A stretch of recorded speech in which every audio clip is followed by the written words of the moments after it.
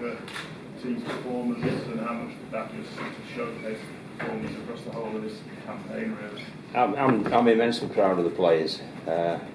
I did think we've been really good at doing the basics all the way through the tournament, except for the first 40 minutes of tonight. But even then, they just worked so hard for each other, you know, to restrict the score. And I thought the second half, when we did the basics a lot better, we were really competitive. So, but over the 3 games, you know, the 3 teams we'd been drawn with, I think most people expect us to get a shellacking every single time, and they certainly haven't done that, and they've represented the country with immense pride.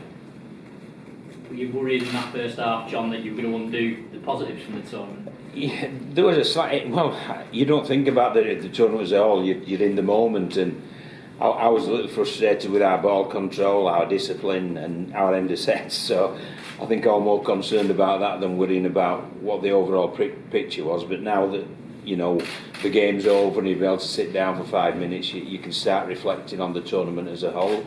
And yeah, it could have started undoing it, but the second half really showed what the lads are about as well. So I think 2.5 games out of 3, they've been absolutely sensational what they've done on the rugby league field.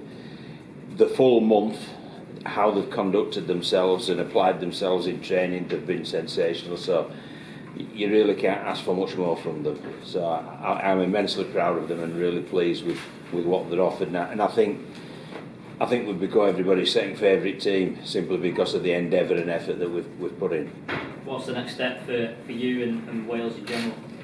Well, basically we've just got to sit down and review it, but the minute, you know, emotionally a bit tired, and all you want to do is have a couple of beers tonight and get a good night's kip, and then, you know, think about it when we wake up in the morning. But as I say, I'm more than happy and more than proud to have a beer or two with these guys, because I think they've conducted themselves impeccably. And what do you think of Papua New Guinea's chances against England at the weekend? Well, we thought with the rain it might suit us, but obviously it suited them because they just canned the shift and they went direct, and their big plus point is their aggression, physicality, and how they carry the ball, and they certainly were very good, I felt, in the first half and put us to the sword a little. They will challenge England. Whether they're good enough to beat England, I don't think so. You know, especially with England being in such a good place. But they're a good team. I mean, we've played 3 good teams. There's no doubt about that. You know, we've played 3 good ones, and we've acquitted ourselves pretty well. Elliot, obviously tough to put so much work over the course of a month and come up empty-handed. Yeah, you can kind of look at it like that, but I think from what we've done in these 3 games, I don't think anyone would have kind of said we would have done that well. So it's been nice to kind of prove a lot of people wrong in that aspect of it. Like John said, we've kind of been really professional in these last 3 or 4 weeks, and give everything on the field, and that's all you can ask of everybody.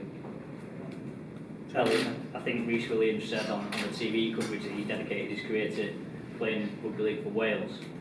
Is playing more games an obvious legacy to come out of this tournament, do you think, from a Wales point of view? Say that again, sorry.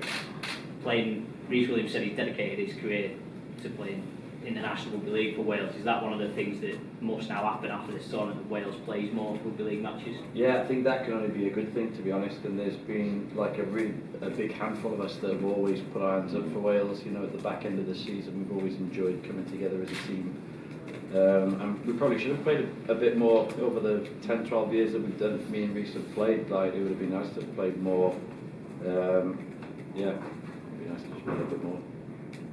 John, England are the only nation from the Northern Hemisphere, obviously Lebanon now, but they're ostensibly an Australian side. Yeah. If I give you a magic wand, how would you fix all the home nations so they're vying with the likes of Samoa, Tonga, PNG for spots in the knockout? It takes time, you know. I mean, Wales in '95, 2000, they were littered with stars. You know, no doubt about that. You know, some stars preferred Wales over England at that point. Kear and Cunningham and Lee Reyes. And obviously there were the rugby union converts. Well, that doesn't happen now. So what we've got to do is grow our own, and you know, we're not when we select a team, we're not scratching about thinking which are the homegrown players. We've got plenty, so we just pick a team, and having 12 out of 24 who were Welsh born is something I'm really proud of, and so it makes it a true Wales team. And you know, and I think as well, if we kept playing regularly, I think more and more heritage players would put their hand up as well. But it's such a sporadic thing at the minute. I mean, the only thing we know at the minute is that there's another World Cup in 3 years. We don't know what's happening next year or the year after. Well, that's something that needs addressing, and hopefully with the success of this tournament, the number of eyes that have been on this tournament, and the exposure this tournament's generated, surely to God, the Super League clubs will realise, just play each other home and away, and then create an international window with a structured competition, and not a structured Northern Hemisphere competition, so we can play each, because that's the only way we'll get better, is playing each other at as high a level as we can. John, would you be happy for the structure of 2025 in this league, you know, the men's and men's draw to be the same, or do you think, you know, that there's things about the structure that could change, and also the impact of 6 again on margins? Do you think it has an impact on margins? Don't get me going on 6 again. You know, I mean, I'm just not a fan of it. You know, let's go back to, if there's an infringement, if you break the rules, penalise them. You know, and then we can all hold his hand up and get on with it. And I'll tell you, and I know it perhaps doesn't, because it's such a big sport in Australia, everybody knows the rules. But I know people in southern England, and they're saying to me, I thought your game was a 6-tackle game. And there's confusion to the casual watcher that's generated by the 6 again. And I don't think, I mean, there's been blowouts in the NRL, 70 points and 50 points, and that's on the back of 6 again. I think also there's more injuries because of 6 again, because the ball's in play zone. So I think it's something that really needs looked at, but that's just me, that's my rant over. So, you know, I am not a fan of it at all. I think it's something that's changed the game, and it hasn't changed the game for the better. John, do you reckon that's actually, like, for yourself, because you're bringing a lot of guys who are part-time together, that when they go up, say, against the PNG side, who are more or less all full-time, that gap is exposed even greater? Yeah, I think it is, yes. Well, and that's why there's been there never used to be 70-point blowout scores in the NRL. And one of the great things about the NRL was you could come bottom, and next year you'd be 3rd or 4th and challenging for the grand final. Well, it doesn't happen now. They've got, like us in Super League, there's 3 or 4 teams now who you know are going to be in the latter stages of the finals. So, and I think 6 again is in part to do with that. I agree.